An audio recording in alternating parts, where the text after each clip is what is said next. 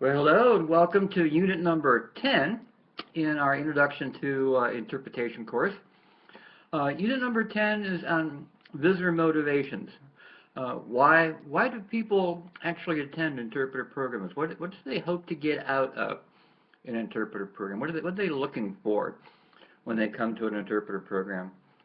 And a number of years ago, a long time ago, I did my master's research on visitor motivations for selecting and attending interpreter programs. And I found out that the reason I thought they were coming to my programs wasn't why they were coming to my programs.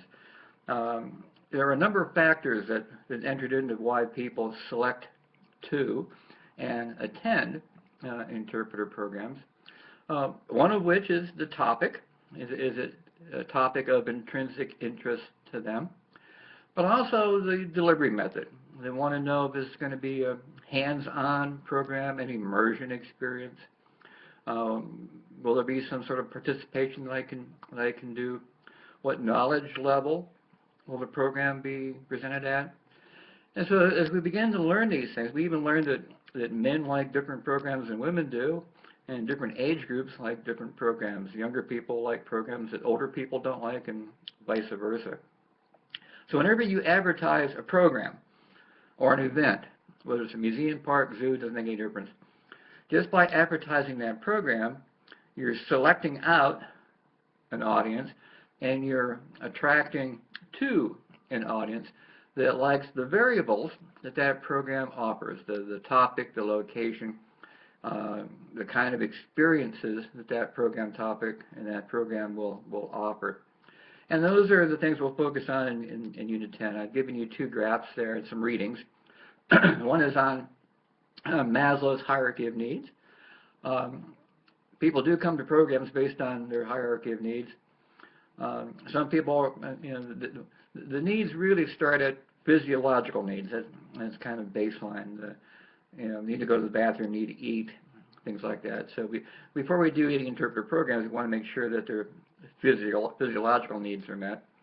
They have safety needs. They want to know that they're not going to get hurt by going on this program.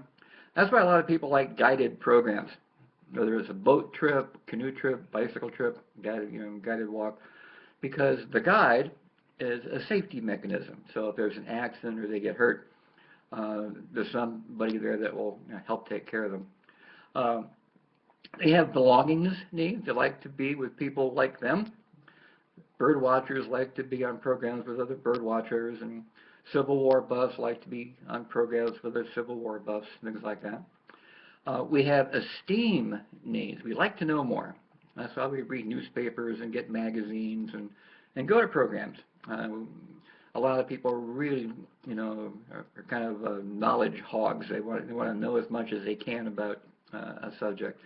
And then there's self-actualization. People who have hobbies are self-actualized. They belong to clubs like a railroad club, bird watching club. They get magazines, they get journals, they attend all kinds of programs. So there's a set of needs that they're trying to have met. And then the experience economy says that besides that, there's different kinds of experiences that people prefer. Some like passive, where you sit in a theater and watch a program. Some like active, where you're actually out doing something, like trying to use different kinds of historic tools, or going out and trying to taste different edible wildflowers, things like that. So the kinds of experiences that we offer, and the kinds of topics that we offer, and the kind of motivations that people need to have fulfilled, all contribute to whether or not they select to attend or not attend an interpretive program or an event.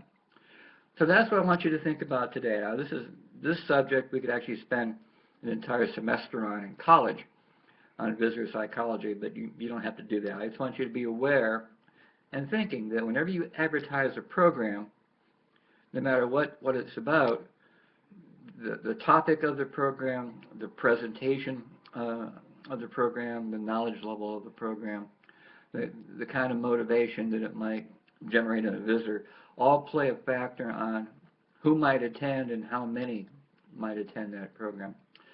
So that's what your assignment is today, is to look at those factors. There's some homework for you to do as well, and giving you some reading to do too.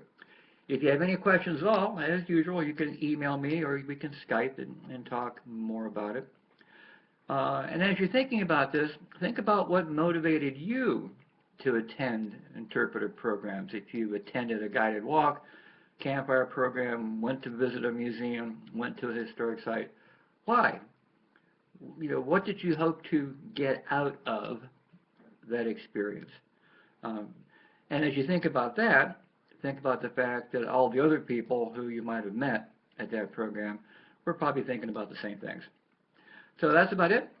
That's it for my little dialogue here for unit number 10, and I'll meet you later when we do unit number 11. Thanks.